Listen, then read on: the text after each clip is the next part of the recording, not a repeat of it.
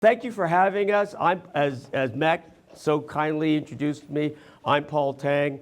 I grew up in the Continental store. Some of you are sitting here going, Continental, who grows up there? Well, we were out there before there was a Green Valley. So before I get into that a little more and start with a little bit of PowerPoint, let me give you a little bit of a little introduction of how we came about to. Let me ask all phones get turned off too. I'm going to play judge here, all right? Put them on silent. It'll help you, it'll help me, because I can't keep a thought straight any longer, all right? Especially once now I'm retired. All right, anyway. A hard of hearing man asked me to put his mic on you. Oh, great, okay. Do I need any more to put on me? All right, trying to accommodate. All right, so the project that brought me here today was something that Mac had suggested, and you'll see from the materials that I threw together. I don't know if Mac had to recollect them all from you, but to the degree or extent that you had a chance to look at them, you see I mentioned something about chorizo. Anybody not know what chorizo is? I'll use the accent. Chorizo, all right? And no, it's not the kitchen sink that you throw in, but it's obviously a wonderful delicacy made from a lot of meats, porks, and bologna ends, whatever you can find. And so anyhow, Dr. Yang and I did a presentation for, frankly, a smaller group than this at the Chorizo Festival at the Tucson Chinese Cultural Center. Some of you may be going, where is that? Well, it's located at La Cañada and River Road, sort of, I guess, midtown these days of the city of Tucson. And we had a nice small gathering. And so for that reason, you'll find in my material stuff about my sister, Lorna, now Susie, and my conversation about how Dad used to put together chorizo and how much we all cringed at the process. But let me ask this question before I get into my remarks, which I like to consider to be like the appetizer before we get into Dr. Ng's remarks about how the Chinese number of grocery stores in southern Arizona, which surprised me. It's like 382? 582. 582. I always get my numbers wrong. And during the period of time that Dr. Ng was able to compile that information, the books are for sale. Gloria Liu is our friend who's going to help you with buying books if you want. Dr. Ng will be available to autograph as well.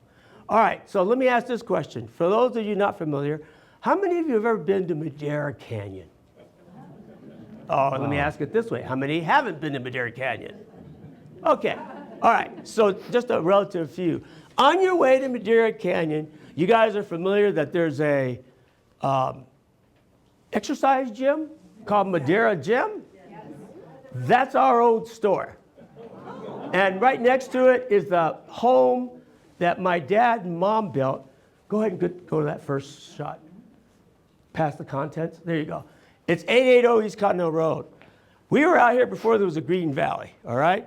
And in fact, we helped to provide grocery stores to some of the first residents that bought here in Green Valley. Don Maxteller, name ring a bell?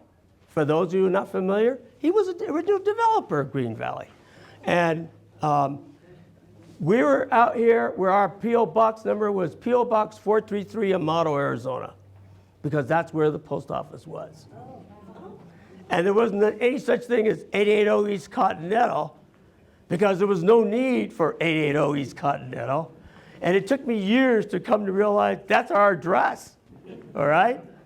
And anyway, so there, for those of you familiar, Continental is just southeast of Green Valley and in the middle of what used to be cotton fields, and that's what they were when we were out here. And now, of course, the pecan fields that you have not since become quite familiar with. All right, next slide, please. All right, so there's the store as it looks like today. It doesn't have, does it show Madera? I can't tell. I guess it's called Madera Fitness. So I'm guessing that was something else. I took a lot of these off Google, so forgive the little markings off them, but it was easier to do it that way. Next, please. All right, so I give you the manifest list of alien passengers because we're talking about how my dad ended up in Continental and raised his family. That turned out to be my brother, Bill, and my younger sister, Susie, or Lorna. And my dad was old enough to be my granddad when we were born. But he came to America at age 21 back on April 21st, 1931, on what was then the USS President Taft. Some of us may still be a little bit historians. Phone, please. The USS President Taft, which along with, I think, its other maiden vessels, I want to say the USS President Lincoln, the USS President Cleveland, the USS President Wilson, and the USS Pierce, does that sound right? Names of presidents, basically. And these 5 vessels went all the way through and did this circuit that stopped in like the Philippines and Manila, Hong Kong, obviously, Tokyo. I don't know if it went into Korea, but you got the idea. And it did this magical tour. And my father is the first name, you can't tell him that, but he's the first name on that manifest list. And it shows that go ahead, next one, please. That manifest list of passengers arrived in Seattle back on May 13, 1931. He was all of 21 years of age. Now, the man self-identified as being 5'5", 118 pounds. He looked pretty young a long time. And so he arrived back then through Seattle, but that wasn't where he ended up staying. And I haven't quite filled in the gap as how he ended up in Chicago, but he did. And when he ended up in Chicago on the south side, he was adopted by a Caucasian Presbyterian minister's family named William Ohan. And so Reverend Ohan and all of his family members adopted my dad. Now, so my dad was westernized somewhat. My dad stayed in Chicago. I don't know how long he stayed with them. I kind of got some of this glean, not necessarily from my dad, because he came from the era where they just didn't say too much. None of us are familiar with that, are we? So we all had to kind of like piece it together, unless on occasions they were able to share with us a thing or two. Next one, please. Thank you, Amy. One of the things that I found out that, this came through my brother, who did one of those searches when you look up your, there you go. My dad was employed on one of those vessels, and he was like a porter or something. And I found that interesting because his name popped up on this thing. I guess that was their way of keeping track, right? So that was back in 1945. Now, what I find interesting about that was the war broke out before then, didn't it? World War II? Well, that was when America got involved. People are going December 7, 19, right? Yeah. All right. Well, my dad either signed up or got drafted. And he wasn't an American citizen yet, but I'm guessing it didn't matter to the U.S. at that time because you just needed soldiers. But he got kicked out because he had flat feet, which I guess still is a requirement these days. You can't have flat feet. I don't know because I never got a chance to serve. But in any event, that suggests to me that in the absence of finding employment, he decided to sail the world. And the reason I mention it is because my dad, by the time that we came along, he had things like, and for those of you who might be familiar with your folks, he had a Longines watch. He wore wingtip shoes. I mean, that goes over the head for some, but you and I both recognize that was a bit of, that's not going to Walmart. No offense to those going to Walmart, all right? And so my guess is that he captured some of that from some of these visits and being around people who could afford to go on these kind of trips. you know, and maybe he even learned a little bit about cooking along the way. But there were pictures, which I've since been lost, or they're in a box somewhere, where my dad's on the streets of Chicago, and you see him in his tailored suits, because all suits were tailored back then, and he's got his top hat, and there's two other Chinese gentlemen with him, and they look like they're dressed to the nines. And you know that they had some money. My dad was working in factories as an electrician, just like all the women who were left behind working alongside, building things for the war effort. And so my dad learned basically electronics and electrician stuff. All right, so next slide, please. Anyway, this tells me that he was in Tucson. I don't know if the government still does this, but this is called a Declaration of Intent to become a U.S. citizen. And it's dated December 6, 1950, and he signs it Tang-a-ling, as you can maybe see at the front. And his address is in Tucson. I'll mention more about it together. Please remember this slide, or we'll go back to it, because there's something interesting about it that I want to point out later. Next slide, please. All right, March 10, 1952, it's not necessarily Nogales visa, but every time someone who's not a citizen yet, you had to go, I guess, across the border and get stamped. I guess that was a requirement. Anyway, that shows that what he had done on March 10, 1952, and it indicated his address was in Tucson, Arizona, and that address was 546 North Stone. It's going to come up 7 rather than 6, but that's because Google was shooting from the point. And so my daughter, who helped me with this PowerPoint, I have no clue how to put one together. She just took that information. Next one, please, Amy. All right, naturalization petition, May 1, 1953. He's the 5th name there. And next one. First place that he ended up residing was at, as I said, 546 North Stone, which is even side, right side, is your page facing north. Odd side's on the left, right? Correct? So that's why this shot is from that direction. That's why it's reflecting 547, but the accurate address is there. Now, I mentioned that is because at the time that he arrived here, there was already a small Chinatown, if you want to call it that. And that Chinatown was located, how many of you are familiar with the three, the courthouse, the admin building, and the health and welfare building, right smack in the middle of Broadway and Congress? You know what I'm talking about? Yeah. Well, Pennington runs behind there, and that's where the original Chinatown, primarily men, resided.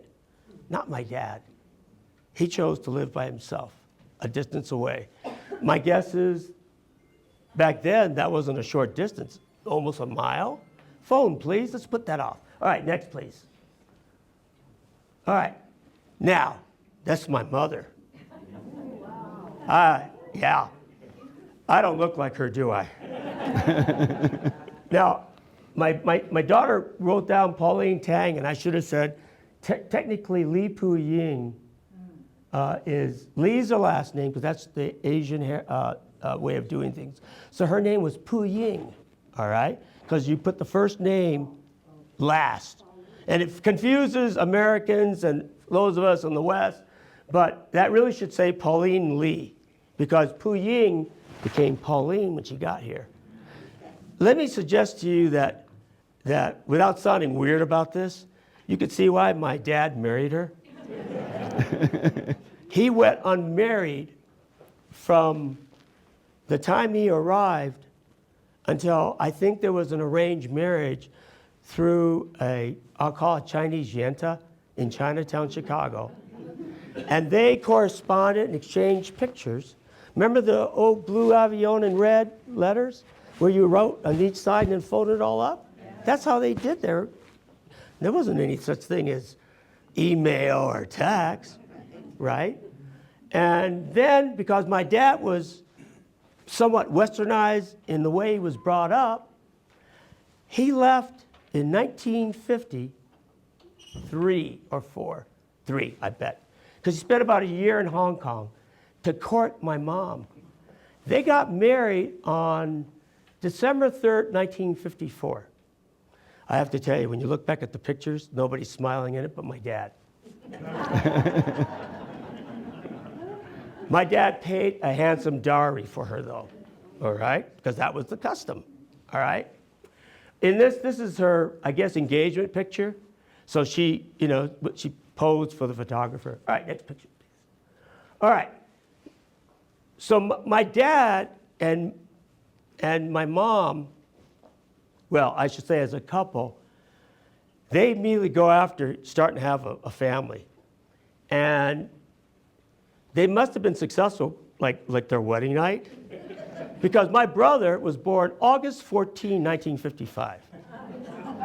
If you're doing your math, that's almost like 8.5 months, give or take, all right? Now, my dad was trying to bring mom into the country. By then, he's a U.S. citizen, living in Tucson, right? And he's watching his bride, her tummy grow larger. And he, as a U.S. citizen, you have certain prerogatives. You're able to bring your non-citizen wife into the country at the time, but it just wasn't happening. It was delayed. So my dad contacted his adopted father, Reverend Ohan, and asked him what should he do. You know what Reverend Ohan recommended? Contact your junior senator in the state of Arizona. That junior senator happened to be, guess who? Right on. And guess who were Republicans ever since? So what happened was that Goldwater's office cut through all of the red tape, and my mom is either on a plane or on a boat or on a train, whatever it was, and she ended up here in Tucson from what then was about an island of 3 million, give or take. And I'm talking about residents, okay? To Tucson, which didn't have 50,000 people and probably had more lizards and snakes than it had people. So the first place they lived was 12 East University. For those not familiar, that's at University and Stone Avenue. Across a street from a funeral home that just closed about a year or two ago. That funeral home operated for 80 years? Let's just put it to you this way. Your first place to reside is probably not going to be across from a funeral home. But that was what was available. So they had a little efficiency. That's where my brother was. He was born in St. Mary's. My mom arrives here in July. 3 weeks later, she gives birth to my brother. Think about this. At that time, it wasn't like it is today, where the husbands are involved and are there coaching their brides. Mm-hmm. It was, see you later. And usually, after you check her in, right? And then 3 days later, you come back and they're standing there with a bundle. You pick them up. And that's and besides, he had to work, right? But that's how, I think about that from my mom, who spoke hardly any English at all, about her first foray into Arizona and America. So, next picture. All right. In between that and the store, we ended up running a cafe in Marana. And I just learned of all those stories from partly the arguments they still shared, where my mom would bring it back up. But if you can imagine what it'd be like, well, back then, the interstate didn't exist. It was just the old highway, divided, mind you, to Phoenix. And you hit every little town, Eloy, Tonopah, Casa Grande, you hit them all on the way up. And so their lives must have been interesting because they were truckers. And you had to be open by 5 in the morning, easily, maybe earlier. And you had to have all your baked items and stuff. Their lives were very challenging. And my guess, and this is merely a guess, that the reason that cafe didn't last, because The first job that my dad had, by the way, when he lived there at University in Stone, was as a short order cook at what was then called Jerry's Main House. For those of you not familiar, it doesn't exist any longer. But it was one of the only 2 Chinese restaurants back then. But you might be familiar with this. You know there's a Safeway at Campbell and Broadway or Keno Boulevard now? You know where the gas pumps are? Mm-hmm. That's where that restaurant was. And my dad used to take the railroad from Stone and walk that railroad down to Broadway in Campbell. And then he worked as a prep cook and short order and what have you. I do recall him complaining bitterly about the tempers that these cooks had because they had nasty tempers. But anyway, so my dad and mom ended up then thereafter running their own cafe. I'm going to guess that Interstate 10 came along, took out the building, and so my dad was looking for a new place to move his family because by then I had come along. Also born in St. Mary's, but our birth certificate still says where the town we were residing in, okay?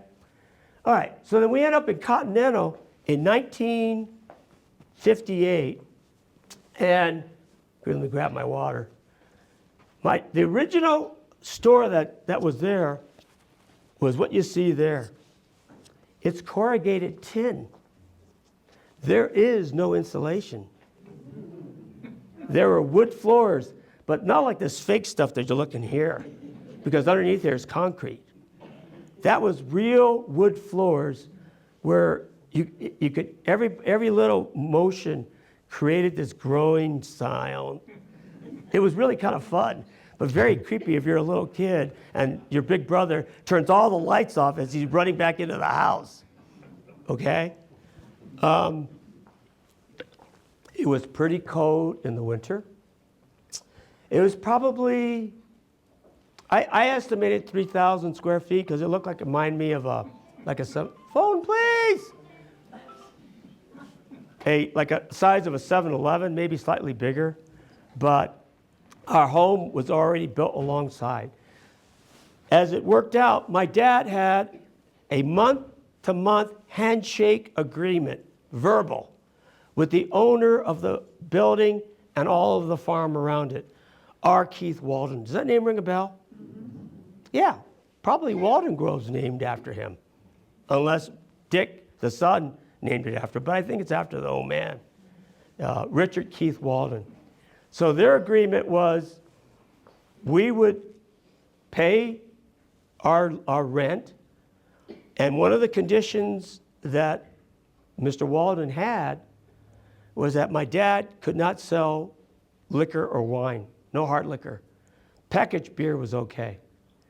Couldn't sell it on credit, by the way, which we extended to all the neighbors, primarily to those who were employed by the Farmers Investment Company or FICO. Back then, you had primarily cotton, but they also had sorghum and alfalfa, peanuts. You got the idea. All right. A mile north was a cattle operation. You want to know what set that one away, the cattle operation? The folks at Green Valley. Because they didn't like when the cattle moved into their stalls at night. It created a cloud. And it wasn't just a cloud that you couldn't see through. It created quite the odor, yeah. And so they ended up ending the cattle operations. But you could tell that this was an interesting place. If I had a pointer, let me walk up to it. But the this was an RC sign made of metal or tin.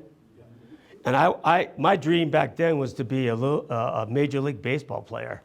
So all day long, I'd take a tennis ball and I'd aim between the R and the C, trying to find and hone my fastball. My poor dad, could you imagine? Anyway, you see this window is boarded up? Now, you see back here where people backed in and stuff? I bring that up to your attention because when we first got here, I was just a tyke. My dad loved telling the story about Well, first, we got burglarized, apparently. And at that time, you see there, well, you can't see it, but there are, believe me, there are bars on the windows. But back then, they didn't have bars. And my dad woke up, found the cash register, Levi's, and what have you, all stolen. They found the cash register later in a ditch in the cotton field. So my dad's answer to all that was to put bars not only in all the windows of the store, but also in the house, which, as my brother and I grew up, we felt it was meant to keep us in. My dad didn't have to worry about us getting out, you know. So one night, as the story goes, he was getting milk for his middle child. And he heard in the front of the store this tap, tap, tap going in the silence. And it was somebody trying to remove the slats underneath the front of the windows, because instead of going through the windows, they were trying to go underneath. I kind of can't figure out how that works, because I would think the nails are this way. So that means you have to get already one out, and you get the idea, but that's for another day. All right, so you know what my old man did? He reached in to his side chest and got his .45 that kept loaded all the time. We were instructed never to touch it, but it was always loaded. And he says he went out there quietly, crept out, and he got next to that. By now, one of the slats was already off. And he held that gun next to him and was ready to aim once the guy stuck his head in. Now, for those of you who have any kind of law enforcement or law background, before you get to an issue of defense of self or defense of person or defense of property, we had a long hair, it's not a chow, but great, what are those beautiful tan dogs called? Retriever, a golden retriever. His name was Cha-Cha. Loved Cha-Cha. Cha-Cha, for some reason, decided, I don't know what's happened, but I want to go check it out. So she comes dancing down the floors like this. You know, it sounds like a tap dancer, right? And by then, the would-be burglar got spooked and left. But my dad, from that day forward, told that same story over and over and over and over. And we never got burglarized ever, ever, ever again. Now, I bring up that store because, next shot, please. There's my dad here. And you'll see that, let me go back one and then compare them. You see this one where it has the 5 windows, they're all basically boarded up, but they use tin. That goes to the next one, Amy. Still windows, right? Well, this is shot before this, I will use the word hellacious storm that happened July 18, 1969 here. And I was at that time all of, I don't know, 10, 9, somewhere around there. And you remember the old Coke machines where you had to pull up the bottle from like this? I liked sitting on it because it was nice and cool in the summer. And so I'd be sitting there eating popsicles, reading comics. You know, you got the idea. And I was watching the storm roiling over the Santa Ritas. By the way, Mount Baldy, do you know if it's higher in elevation than Mount Lemmon or not? Who knows? Yes, it is higher. A lot of people think Mount Lemmon's higher, but Mount Baldy's higher. So I watched the storms build up over the Santa Ritas, and I loved storms back then. And I'd get all excited, and you'd see the swells develop, and you'd see the colors change, and you'd see maybe occasional rainbow. This storm comes in so quickly that I didn't have time to get off of that Coke stand because it blew out all the windows on the front as well as those on the side, and it blew. You can see, oh, you can't see, but it looks like there's a board there, right? Those are wooden shelves that we stocked things like We sold some pharmaceutical aspirin, stuff like that was over the counter, plus cigarettes. All that other stuff was all there. And it fell. And when I jumped out, I'm yelling at my dad, and I don't hear anything. And I'm thinking he's been crushed by these shelves. But it turned out that the cash register, the one that was recovered from that cotton field, was still there, and it held up all these shelves because they were all bolted together. And you see my dad crawl out from underneath there. Now, it blew off. As you can imagine, it's all of just nails on, 2x4s? With corrugated tin. Next shot, please, Amy. Let me go all the way past that. Next one. That one. Okay. Arizona Daily Star photographer Jack Schaefer came down here to record the destruction from this storm. You can't really see it, but that's my dad on the upper left-hand side. And because it's, we took it off of a microfiche, it's difficult to tell. But I can tell you that what's hanging from the top is part of what was that roof and the ceiling on the left-hand side. My dad is standing there on the, I guess it would be the foreground, surveying all the damage wrought from the rain. It rained and it poured 3 days after that. On that first day, the wind was so vicious that all the walls just shook and just swayed. And inside, little vortexes of wind would, how many remember watching The Exorcist? Remember the scene where the room is going like that? That's what we saw watching in front of us. It was traumatizing, to say the least.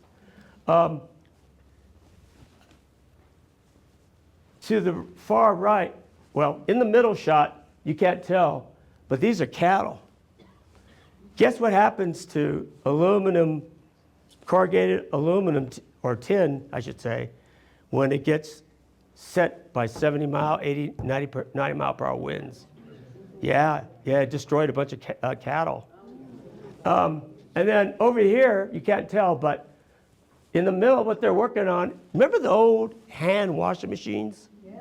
You ring you hand wring them because it didn't have a rinser. Their washer got thrown into the arroyo. The folks there are Johnny Sanchez, a guy named Gilbert Pinuelas, and in between them is a little kid named Rafael Montejano. And Rafael and I ended up going to school together. His nickname was Chino. Why? I don't know. I guess he looked like one, but I didn't think so. Anyway, so that's how awful it was. In one of the stories below, you see mother dies in rainstorm. I mean, that was really fierce. My dad and mom didn't drive them out of Continental. They rebuilt, and they stayed there till they retired in 1978. Let's go back 3 shots, Amy, if you don't mind. Good. So there's your handsome one there. I'm probably all of 10. Look how big that bass is. I don't remember if my dad caught it or I caught it. Because if I caught it, I was awfully lucky. But my dad liked taking me fishing. As I mentioned, he was old enough to be my grandfather by then, so he would close Sunday afternoons. Think about that. Everybody who went up to Madera Canyon to go and hang out, picnic, on the way down, especially at 8,000, 6,000 elevation, you'd be hungrier than hell, thirsty. Didn't matter to my dad. He closed at 2 Sundays, said, I'm going fishing. All right, next, please. My mom, by the time, remember the shelves I was telling you about? All right, this is probably what she would have been, because she was 19 when he married her at age 41, so that she would have been 28, 29, 27. Next. The brood, my brother in the middle, my sister Lorna, who's probably age 3 or 4 there. All right, next. Next. All right. if you ever get a chance to go over to the Tucson Chinese Cultural Center, the kind folks there put together storyboards of many stores and families that were in our community. Some of the pictures that, in fact, are on my PowerPoint, my daughter took off of that, which I think it's kind of a minor miracle that she was able to recover them the way she did. But our PowerPoint, or I should say our storyboard, is the third one. How many of you guys know Lisa C., the author? Yeah, that was when Lisa C. came last year. And so I took that picture just to give you an idea of the storyboards we have. Next one. All right, that's me before I retired. And like I said, not too many of us come out of Continental, I guess, and go off and do something beyond going high school, much less college. But my dad had told us, each of us, whatever's going to happen, you're going to get a college education. Which was, think about that. They had a 5th grade education, and he's expecting his kids to go to college? Isn't that called generation skipping or something like that, right? Immigrant story. I mean, and then, of course, I wasn't satisfied just going to college. I decided I wanted to go to law school. And I was fortunate enough and blessed to make the bench. I served 20 years. Some of you might have been in one of my juries at one time or another. I hope it was a good experience. But the thing about it is that, you know, and Dr. Ng's going to talk a little bit about this, but from that number of 562, there's probably just a handful of Chinese markets left. And a lot of it is that immigrant story that perhaps we're talking about, because it's like our parents told you and they told us, once you have education, they can't take it away from you. And, you know, my brother's in LA. He's working for an international outfit that builds out of China, of all places, batteries for medical technology. The rechargeable kind uses all that rare earth that everybody's hot after now, right? You know, and my younger sister, Susie, became an administrative assistant at South Pasadena Unified School District, which in LA is one of the, it's kind of like a university high kind of district, okay? And in fact, all the homes remind you of Sam Hughes, frankly. Anyway, she retired just last year, and we're all part of that baby boomer generation, right? Thank God we all got our Social Security, right? I'll take questions after Dr. Ng, but I'd like to, at this time, it's my pleasure to introduce to you Dr. Howard Ng, and he'll talk more about the Chinese here in our community. It may take a moment to get his PowerPoint on, though. Okay. Do we need to do that? Well, good afternoon, everybody. It's a pleasure to be here. It's been a while since I've been in Green Valley. In the 1990s, I was a release pharmacist for Walgreens. And I visit the Walgreens on Esperanza. So, let me see. Yeah, put them through the sound system. Hello. Oh. Good afternoon. Is that better? Thank you. I was mentioning the fact that in the early 1990s, I was a relief pharmacist for Walgreens. And I had the pleasure of being out in Green Valley once in a while and did my worked as a pharmacist at the Walgreens on Esperanza. I heard that you all have grown quite a bit because now you got 3 Walgreens. But I'm a retired associate professor emeritus from the University of Arizona in public health and also in pharmacy. And I've been retired for about 10 years. And during that spare time that I have as retirement, as all of you know, is what do you do with that extra time? Well, as all of us know, when you retire, you're just as busy or busier than you were when you were working, because everybody wants your time. So I decided to spend part of my retirement learning about the Chinese history in Tucson. And so this is one of the projects that I've done, which is what I'm going to do is break my presentation into two parts.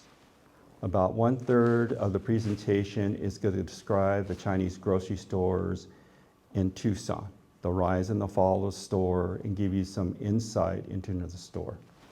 Then the second part is I'm going to talk about our store at Rightway Market. How many of you know the rodeo grounds on South 6th Avenue? Okay. Our grocery store was across the street from there, and the building still exists. So I'd like to share you some insight of why the owning the Chinese grocery store was a means to pursue the American dream. It is not just unique to Tucson. As Paul indicated, in Continental. Anywhere in the country where there is a large number of Chinese-owned grocery store, the story can be repeated and repeated and repeated with a slight modification in terms of when one came, how did one go through the process of owning a grocery store and providing the opportunity for the next generation, us baby boomers, opportunity to go to college. In fact, Gloria has a grocery store as well. Okay. And when my sister married and her husband, they also had a grocery store, but it was in LA. So the idea of the grocery store is very universal. So I hope that I will be able to share with you and you gain some insight into what it was like working, living in a grocery store. Okay. Next slide, please. Okay. The early Chinese came to Tucson in the mid-1870s. As Paul mentioned earlier, they lived north of Pennington, and they lived in they were young men, the first group that came, and they lived in old, abandoned, sort of run-down adobe buildings. Later, that formed the first Chinatown. The Chinese have been in Tucson for 150 years. It's amazing that we have been here for this long. In the 1880s, there were 159 Chinese residents in Tucson. In 1881, there were 2 Chinese goods stores and 4 Chinese restaurants. I don't know how many of you know that the Chinese built 3 transcontinental railroad systems. The one that you hear about is the one that goes through Utah. Okay. They also built the northern route, and they also built the southern route. The southern route was Southern Pacific. And the Chinese came to Tucson in January of 1880 and began building the railroad for about 6 months. And a few of those folks decided to stay and open Chinese grocery stores. In the early 1880s to about 1935, there were several individuals that were called Chinese gardeners. They had small plots of land and they grew vegetables and produce, and they sold it to the restaurants, the stores, and they sold it on their own as well.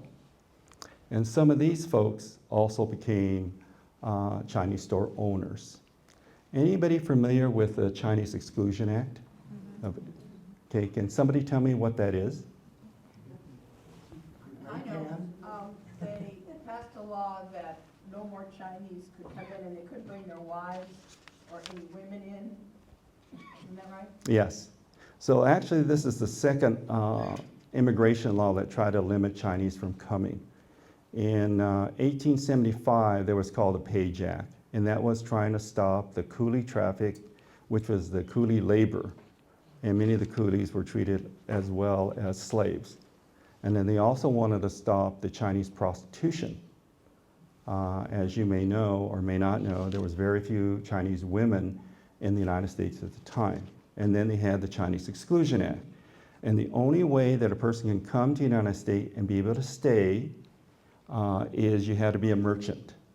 That was the only way that you could stay, other than being a close family member of an American citizen of Chinese descent. Those were the only way they came. So that's another reason why there was an increased number of individuals of Chinese descent went into the grocery store business. Next slide, please. Now, the Chinese grocers I have here is basically three groups. The first group, as I mentioned, were the Chinese farmers. They sold in wagons their produce, as I mentioned earlier, to restaurants and grocery store and on the road or on the street to regular customers. Then there was also the grocery truck. This is Don Toy. He had a truck, actually, that had produce in the back that he sold. In the mid-1930s to about the 1960s, there were about 15 families that had Chinese-owned grocery trucks. These were not the same as the trucks that delivered. You know, some of the stores had delivery service. They would go out to the mines, they go to the farms, they go whenever somebody asked, would you deliver? These are not them. These are actually trucks that had groceries in the back. In the center part of the pictures are the two trucks that my parents had. The first truck you can see my dad holding me up. We went as far as Eloy. We sold grocery in between Eloy and Tucson. We also sold on the Total Reservation. After we got the first truck, which was a Ford truck, it broke down. And my mom told my dad with, how do I say it, with endearing terms, that you better get another truck or replace it or I'm not going to go with you. And of course, my dad listened to my mom and got the GM 3/4 ton truck. In those days, there were no roads. The only thing that was available was either a horse trail or wagon trail. And you had to go over those. And you're probably wondering, how in the world would my dad know how to drive in that kind of terrain? Well, one of the things he did in World War II, he was in the Army Air Force. His units supported the Flying Tigers in Burma.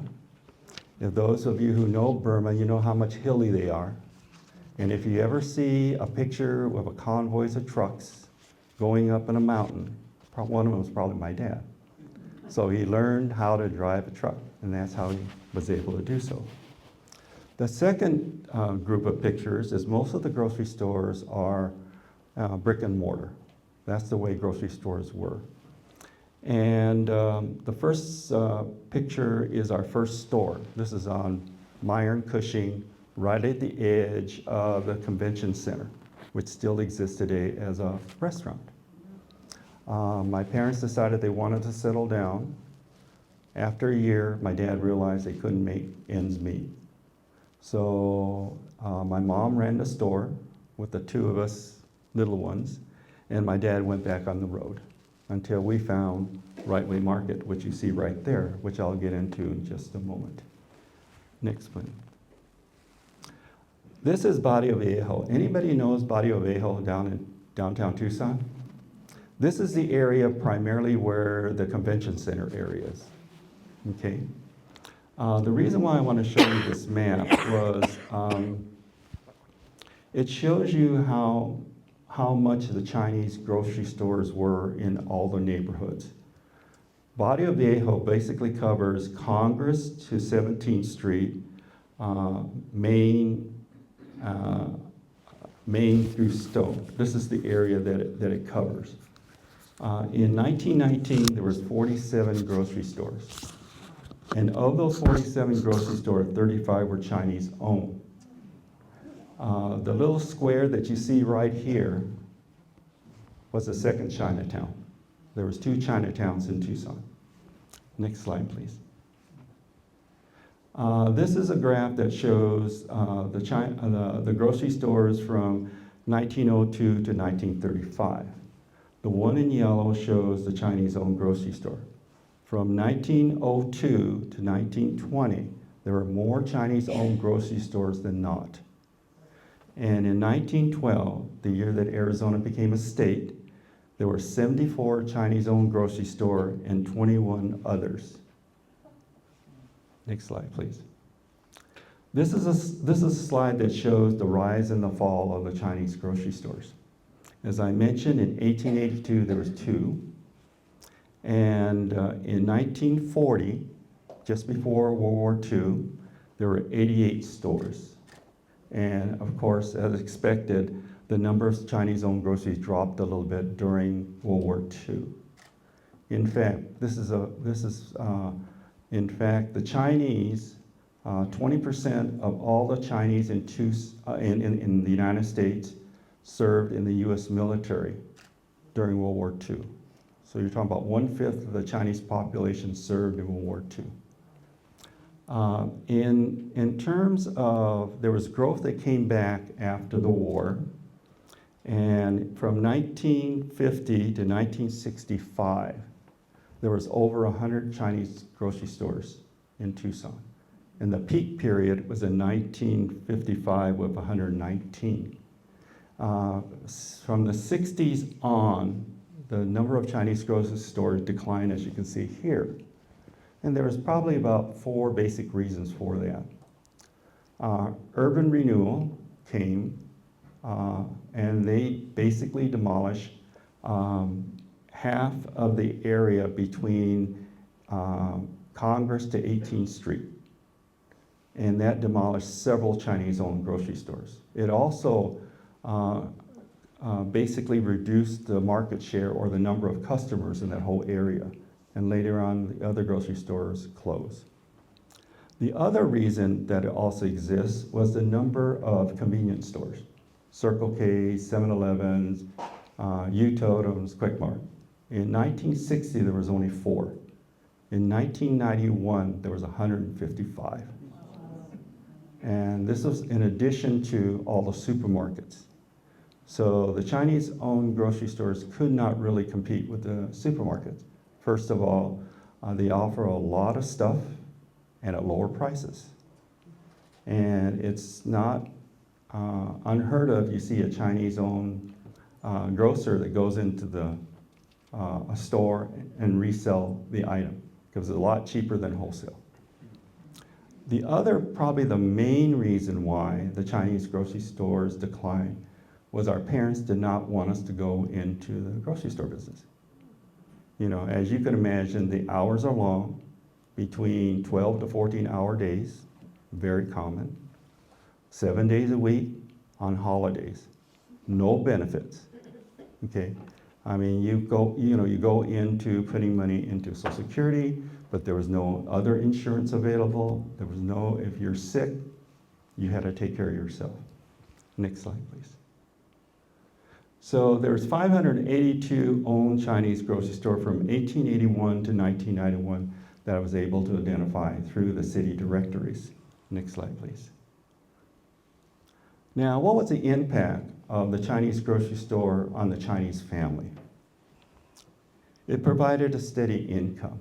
It provided a financial base. But you know, the small, tiny Chinese grocery store probably did not earn more than $20 a day. One of the things the Chinese did was they were very good savers. They didn't spend much money. I mean, if you're working 7 days a week, 12 to 14 hours a day, you didn't have much time to spend money. It also strengthened the family, because most of the folks that I know, after school, weekends, between school breaks, we were in the grocery store. That's what we did. Which means that you saw your parents quite a bit, and they saw you quite a bit. There was always food on the table, not necessarily the best food. In the book, you can hear some of my friends, they talk about, you know, they got leftovers. What do you mean by leftovers? When the vegetables are ready to throw out, still good, but ready to throw out, and you couldn't sell it, that's what you had for dinner. Or meat. You didn't get the best cut meat because you couldn't afford it. You couldn't go for a T-bone steak. You couldn't go for rib steak. It was too expensive. So you end up having chuck steak. And chuck steak is great when you cook it for a long time, for those who are familiar. It provided opportunity for the next generation. As a result of the Chinese grocery store, most of us had the opportunity to go to college and be able to pursue other opportunities. Now, what impact did it have on the neighborhoods? As you saw in an earlier map, up until the 1940s, there was a Chinese grocery store in just about every single neighborhood in Tucson, okay? And it was a source of grocery, okay? It was also a means to purchase, because most of the Chinese grocery store, as Paul indicated as well, offer credit. For those of you who can remember, people only got paid once a month. So you had to have a way to be able to stretch the money to cover for groceries, or even twice a week. It also provided an opportunity to cash checks, you know, Social Security check, payroll checks, government checks, other things. And it was also a place to meet. For many of the small Chinese grocery stores in neighborhood, it was probably the only place where you had sort of air conditioning in the summer and also have heating in the wintertime.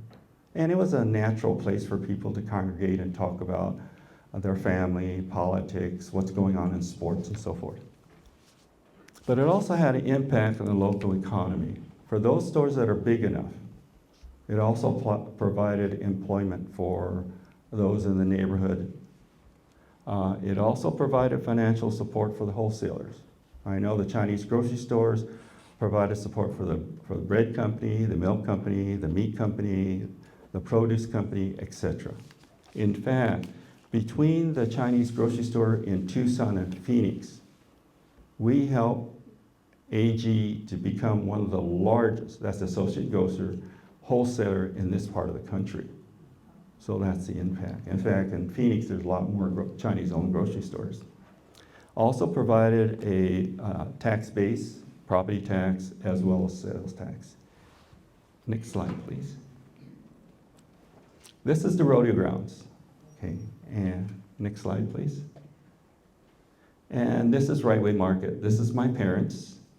They ran the store from 1960 to 1967 until they retired for 27 years. Next slide, please. This is the four of us, my brother, my mom, myself, and my dad. We opened the store from 9 to 9, 7 days a week. We're open all the times on holidays because that's the time that you're able to sell beer and wine, soda, and all sorts of things during the holidays. Sometime we would open until midnight because when the associate grocer drop off all the groceries, it was all over the aisle, and we had to put all the groceries up in the shelves. So we would end up, staying open till midnight. Next slide, please. This is Right Way Market. As you saw the front or the side picture of the store, and this is the front, you notice there's a difference between the size of the windows. One of the problems we had on South 6 from time to time is people would come around shooting the windows with BB guns or throwing rocks. So it got to the point, if you can imagine, the windows are about 3 times as big as those windows right there. For those of you who understand insurance, paying for a big window is very expensive. And so my dad decided to reduce the size of the window. In addition to what Paul said, we also had burglaries as well. Individuals tried to break into the store, except we lived in the store. So it was pretty tough for them. This is a side picture of the grocery store. The store is about the size of a Circle K Market. The back of the store, as you can see, is the living quarters.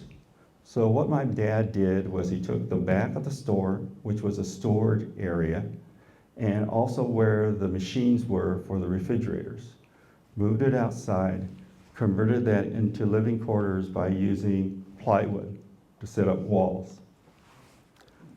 In the wintertime, it was really cold, as Paul indicated. His store was cold.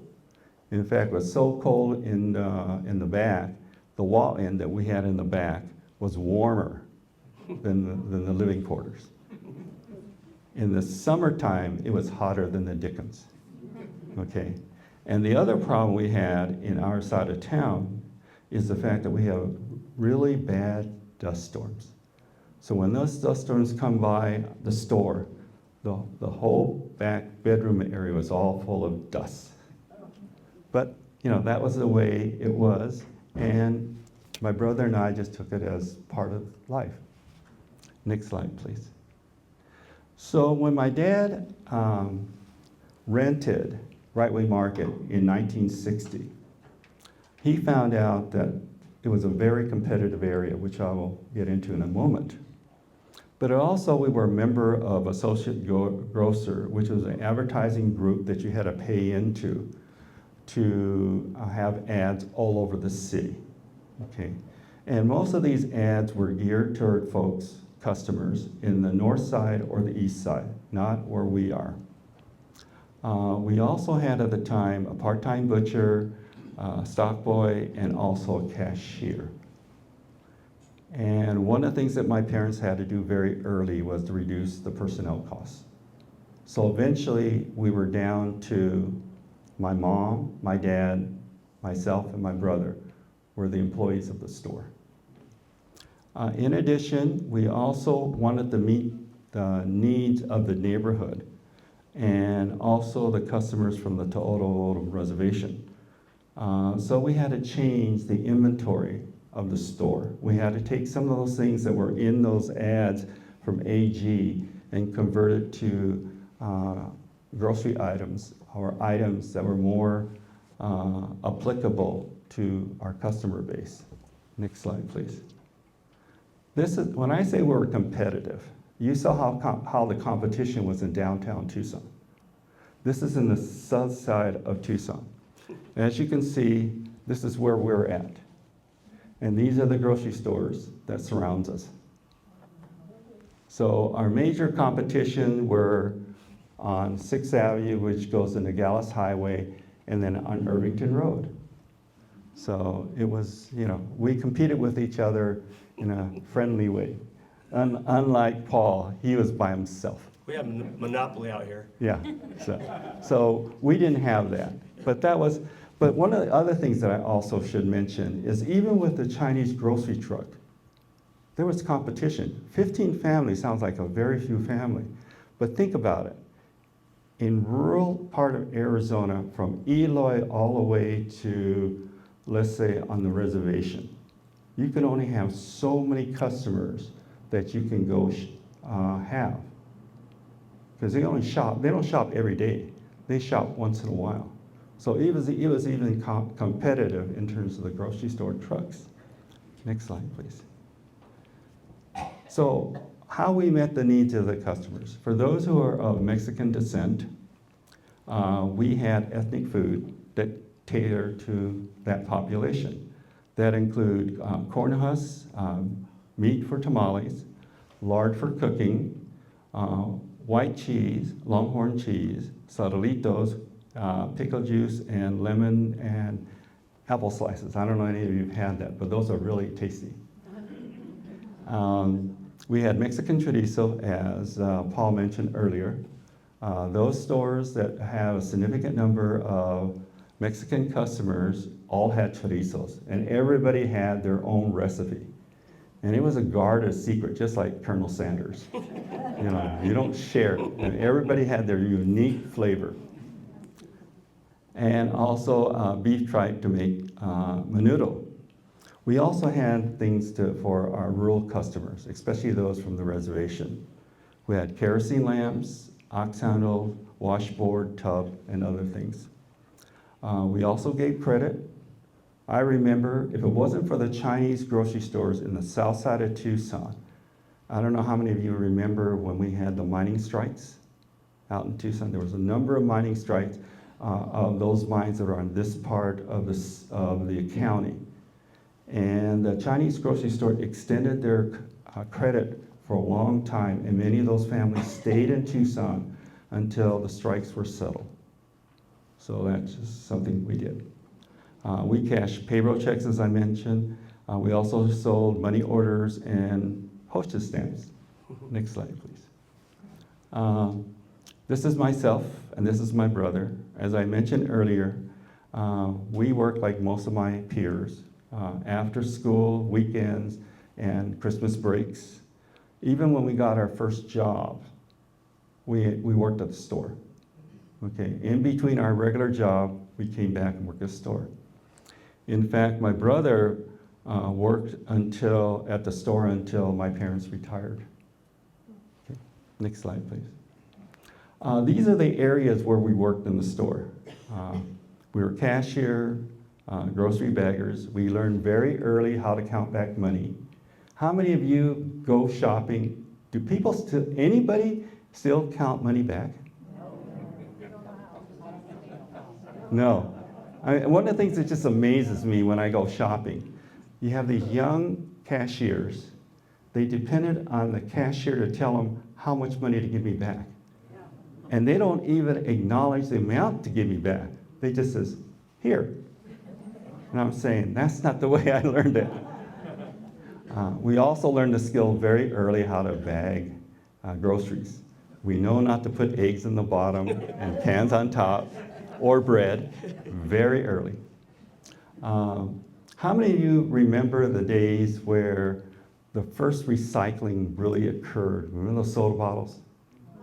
And how you got something back, and how you use that money to buy, ice cream or candy. Okay. It's a very messy job. First of all, those bottles accumulate so fast, and some of them were very messy. They were very dirty. You may have insects or even dead rodents in them. The other problem is that, at least for me, we had to sort out the soda bottles in the cold because it was outside and in the heat of the summer. But we had to do it because you had to have control over that. We also, sweep the floor, mop the floor. We did stacking groceries. And we also learned the skill of being a butcher to a certain degree. Okay, when I mean a certain degree, for example, my parents wouldn't let myself or my brother take those large quarter sides of beef because they were heavy. They were about 200, 250 pounds. And then you had to slice them in the slicer machine. They didn't want us to get hurt. But I think the real reason why is they didn't want me to cut the meat and destroy the steaks. Because as you may know, there's only a certain amount of T-bone steaks, certain amount of rib steak.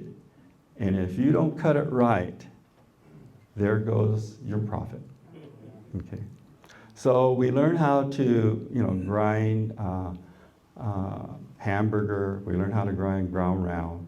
We learn how to slice meat. In fact, I got pretty good. My dad was really good at Longhorn cheese. How many are familiar with Longhorn cheese? They're bits big and they're round.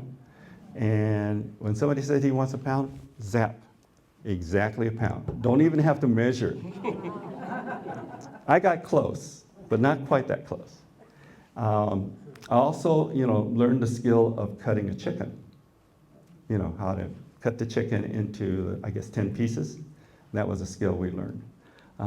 Did a little bit of cutting of pork chops. You can't hurt pork chops too much. So did those things. Next slide, please. So what did we learn growing up? We learned about work responsibility.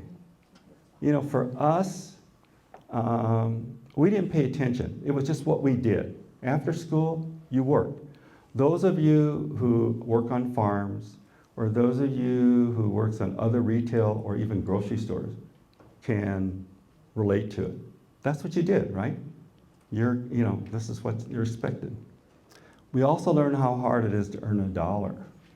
Because in the grocery store business, like in most real estate businesses, there are certain times of the year it gets very slow. And you have to learn to squeeze the dollar. That's something we learned. You learn to provide good customer service. That means you meet the needs of the customer. Okay? And you also learn to interact with a diverse group of people. But you also learn to be patient, because anybody who's worked in retail knows there are some really nasty customers, right? And if you work for a corporation, you can't kick them out, right? The customer is always right. If you own your own business, you may be able to do it to a small degree, but you can't do it so much that you lose your customer base. So that's something we learned. We learned some of the business principles, you know. We learned, for example, end of the year, while everybody else is celebrating New Year's Eve, we're doing inventory, right? Because you got to find out how much you sold during the year. That's what we did, okay? So we learned some basic principles. And you also learn how to run a store. So we gained those skills. The irony of all this is I never put these skill sets in a resume, because it never occurred to me. So, I mean, that's what we did, right? Next slide, please. Let me just briefly describe the book.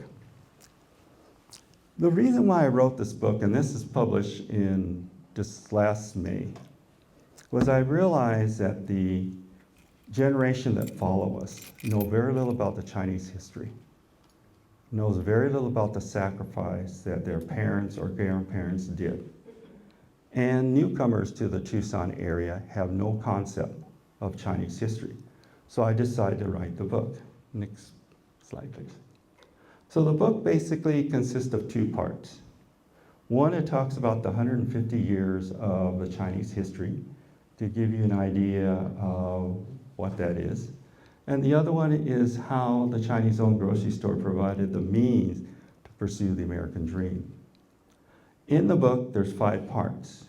The first part talks about the Tucson Chinese, when they came, what they did, what was the challenges, what were the immigration laws that impacted the number of Chinese in the United States and Tucson, and also the policy of China allowing Chinese people to leave China. For those who are familiar with the history of China, after World War II, after Mao took over, the communists took over China. Basically, they isolated China from the world. They wouldn't let any people leave. It wasn't until 1978 when they began to allow for scholars and students to be able to go abroad. So it has that in the book. It also talks about the challenges that occurred in terms of, and that the Chinese had over time. The second part talks about the Chinese community. I sort of mentioned the 2 Chinatowns. So it talks about the 2 Chinatowns.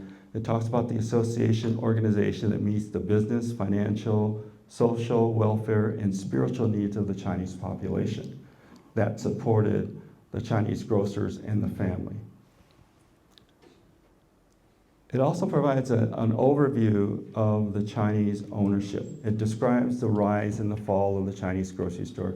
It also talks about the challenges. You know, in addition to the burglary that has been mentioned, there's also the challenge of shoplifting. And in fact, my mom got robbed 3 times during the period of time at Right Way Market.